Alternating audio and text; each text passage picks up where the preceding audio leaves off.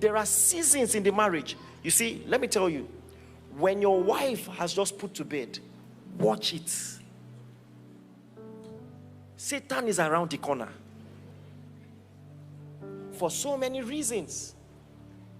Because of what the woman has been through. It's a lot. She can't take care of 2 babies. You two, you will have to step up. So there's that. She's bonding with another human being, you know, and ladies, you also have to be deliberate.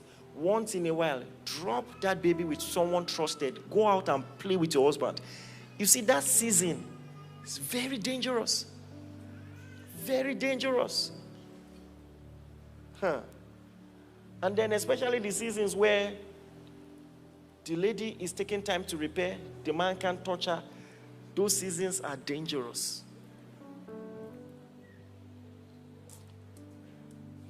Are you listening to me? If it was when you were single as a godly man, you've not tasted before, you are good. If you tasted and then something happens, they say stop.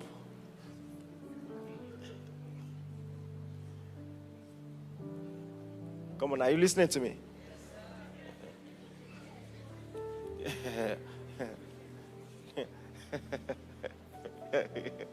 There's some things I would have said, but some of you don't need to hear it now. But all I will tell married people in that season is do other things. Let the hearer understand.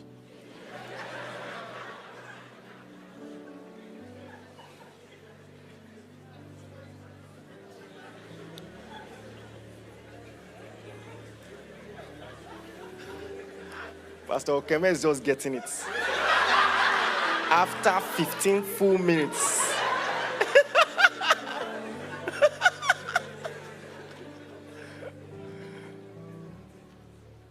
Praise the Lord. But I think one thing we can conclude is, a lot has been said. One sure thing is this: you're going to need to study. You're going to need to work hard. There is no easy way out. Even if God tells you who to marry, it will make it easier. You know, I preached this for the first time, I think, in 2015. I gave an example. In Acts 13, even though his ministry is still related, the Holy Ghost said, separate unto me Paul and Barnabas for the work whereunto I have called them. In case you don't notice, later, you now see Paul and Silas, not Paul and Barnabas. So what happened? I'll tell you. They fought. Paul and Barnabas, anointed men of God, they fell out. The Bible says that the contention between both of them was sharp, so they went separate ways. Men full of the Spirit, even if the Holy Ghost said these people should do ministry together, they couldn't handle differences. The reason why some people insist on God telling them who to marry is because they think that will absorb them of the responsibility of working hard to make it work. You will be surprised. You will be surprised. There is no easy way out. You're going to be intentional. You're going to go through counseling where necessary. Buy books. I'm of the opinion, if you have not read 7 books on marriage, you're not ready for marriage. And I like to say it this way because some people don't really know what these things entail. You think it's a fairy tale?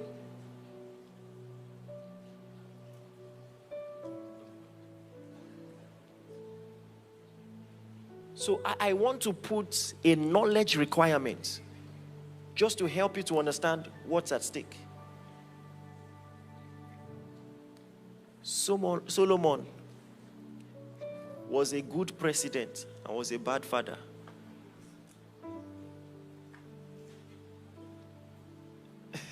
For some people, they find it easier to run a country than to lead a home. It's big work. And the funny thing is, both of you are individually sweet people. Sweet people. It's just the working together. Hey.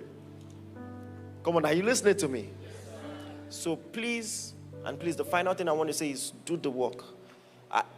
Maybe some other time, I wish I had the time to bring it to your context. Because you see, what the devil has done, the parable of the sower, I think, is a fitting metaphor here. That the seed in Matthew 13 is what? Answer me loud if you know it. It's the word of God. So even if the word is unadulterated, there is nothing wrong with it. It's accurate. If it falls in the wrong place, there will still be problem. So now what the devil does many times, he will leave the word and buy the field so that he can control where the seed falls.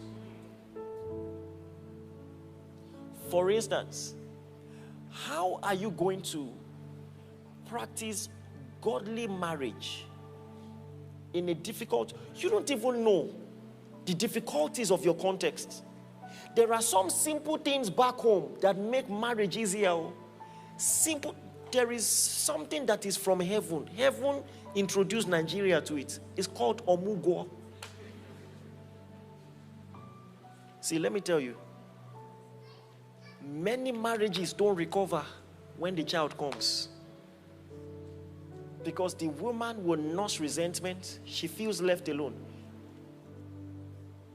Especially African men that feel it is a woman's job. Why are you complaining? Our mothers did not complain.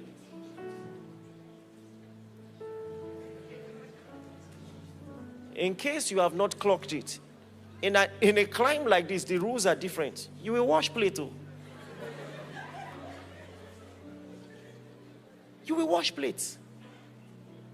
You will change diaper. That one is not a matter of submission. You're going to have to cooperate. You're going to have to cooperate.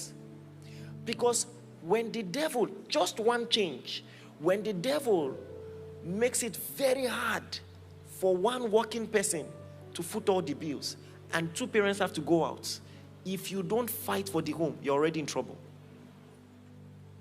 If you don't fight for the home, both of you are going out of the house. Both of you are working, but it's one person carrying the baby. If you don't put some structures in place, there is already a problem. Are you getting what I'm saying? Yes, so you now have to find a way to game the system in a godly way. Like, I don't mean that like cutting corners or all of that.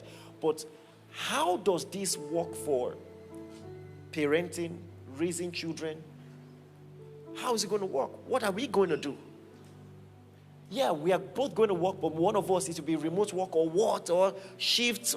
Find a way around it. You understand your context better than myself, but all I'm trying to tell you is, don't think it's going to be a walk in the park. Do you understand what I just said? Yes, sir. May the Lord help us. Amen. Give us more wisdom. Amen. May the enemy remain far away from our homes. Amen. May any negative prophecy working against any family here, may those prophecies fail. Amen. And I pray that you are going deeper and deeper in love. Amen. Nobody will be scared of marriage because of your example. Amen. Instead, God is going to use you to model that strong homes, godly homes are possible, and in fact, they do exist. Amen. In the mighty name of Jesus. Thank you, Father, in Jesus' mighty name.